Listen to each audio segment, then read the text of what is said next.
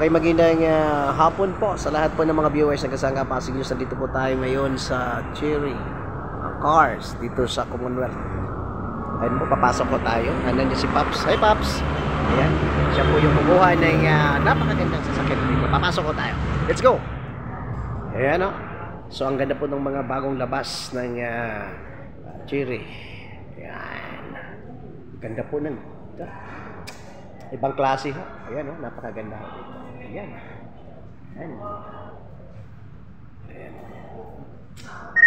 Ayan. Dito lang yan sa Commonwealth, Quezon City. Ayan ho, ganda ho. Ibang klase. Woo! It's a Cherry car. Ayan.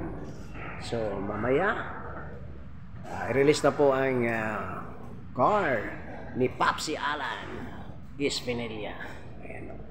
At dito po si Marge Alice. Ayan o. At si Marge din. Ayan.